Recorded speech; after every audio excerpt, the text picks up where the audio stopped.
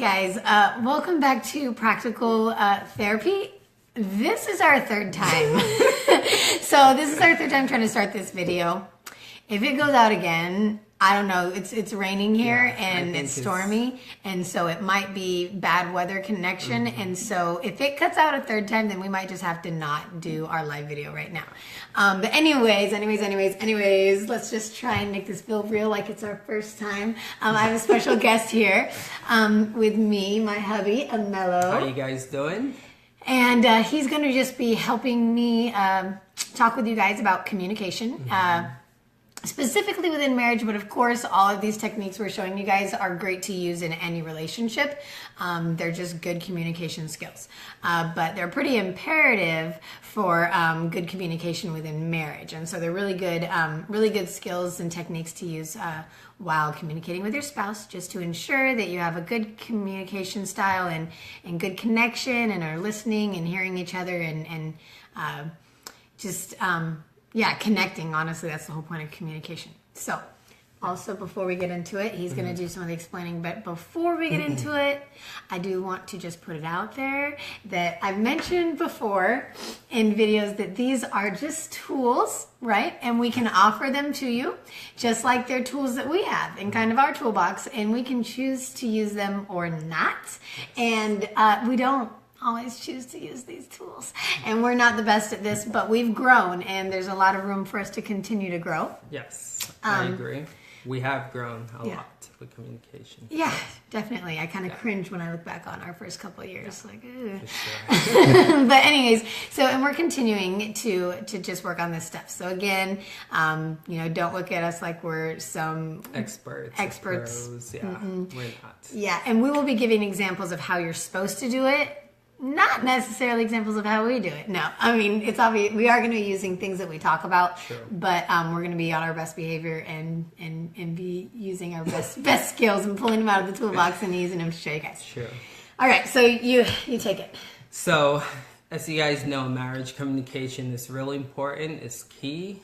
So, something that most people do in marriages when it comes to communication, something that they do, but they're not supposed to. They have a hard time with just not listening. So if your spouse is trying to talk to you about something, instead of paying attention, instead of showing them that you are paying attention, it's easy to look at your cell phone once they're talking. It's easy to just show them that you're not interested. So hopefully with this video, we'll work on just showing the right way to listen and reflect, using I statements in communication, and also reflecting when the other person talks. So that's the goal, what I hope to accomplish with this video. I feel like I should throw something out there. He's a therapist too. I haven't told anybody that. So this guy's a therapist too. We've done marriage therapy together. Yeah. So sometimes we'll meet with couples and we'll be together because sometimes it's nice in therapy to have that, different male and female can be different, to have both sides therapy. Represented. So he's a therapist too. Our poor child. Anyways, so the first step is whoever takes the floor first. It needs to be using I statements, like he said. But another thing they need to do, so not saying you this, you that, you this, but it's more I feel. And the soft startup, which I got a 10 out of 10 when 10 is horrible. When we first got married, I was not good at soft startup. I was really good at being direct. It was always easy to know what I was thinking. And so we had to, we've of course been to therapy. A lot of fights. And we've been to therapy, and that was something that I learned throughout that process, is how to engage with a soft startup and using I statements. So that's the first step. The second step is the reflecting, which would then go back on the listener. And what does that look like? So when the spouse is talking to you, it's really important to just show them that you are hearing them, and you do that by reflecting. So when the person says something, you just let them know accurately what you heard them say. Not what you think Not they what you mean, think, exactly, or not what really, you right. think they said, Right. like in a way where it's like, oh, but it's really because, you know, Right. really genuinely what Right. the person said. And the last thing you want to do is like place blame when someone is trying to like tell you something, you know, like say, yeah, she's laughing because I still do sometimes do that a lot. So again, that's an area that, you know, we're growing in. But yeah, I place blame sometimes when, you know, just trying to tell me that I need to get better at something. So again, I'm working on that. And so hopefully we can help teach you how not to place blame as well. Yeah. And then after I feel he's accurately reflected me, it's my job to say, thank you, that's what I'm trying to say or whatnot. This is when it gets hard, is when if he didn't reflect me right and I have to go back to talking, usually that's when this person, not specifically him, but not specifically him, but like the reflector can easily get upset. They're like, I was listening, and so that you just got to watch yourselves Right. there, because that's the easy part for the conversation to go. Right. When this person says, no, that's not what I was meaning, I don't feel like I'm being heard, like what I'm really trying to say is, and then the reflector starts getting angry because they just want to get their part in, because you only can share what you want to say after you've accurately reflected. And so sometimes it's a bit of a letdown when you've just reflected and you think you've done a good job and you're really like biting at the bit to say your part now, and then the person's like, whoa, slow down, that's not what I was meaning. And then you gotta take a deep breath, step back, and be like, okay, what were you meaning, honey? But yeah, so once you've actually, you know, so you can either say, yes, that is exactly what I said, thank you, or no, that's not what I was trying to say. And then you like go back again and you try and use I statements, soft startup, explain what you're trying to say gently, and then let them try and reflect again. Once they successfully reflect what you've said and you feel like they've heard you, then they can share their side, which is either explaining the misunderstanding or offering a solution to the problem, or I don't know, just it depends on what the conversation is really about. Yeah. So we're gonna do an example. Let's Okay. go. Okay. So, Mallow, sometimes when I ask you to do something and you say, I got it, babe, and then I check in with you about it like 2 days later and you still haven't done it, and so I remind you to get it done and you're like, I got it, babe, and then I check back in with you about it again and you're like, I got it, babe, and then I check back in with you again and it's been like a week and you haven't done it and you just keep saying, I got it, I got it, I got it, like not really. I feel like you're not really hearing what I'm saying. I feel like you're not hearing what's important to me, and I feel frustrated. So, yeah. Okay. So again, I'm gonna try and reflect what I think Ruth is saying. All right. So we're gonna start off by saying what I hear you say is that sometimes when you tell me to get something done, when you tell me to do something, I don't do a good job listening, and I don't do a good job following through with what you told me to do, right? So time goes on and you still have to remind me to get it done, and you feel frustrated because I don't get it done the first time. And so the fact that you have to keep telling me makes you frustrated.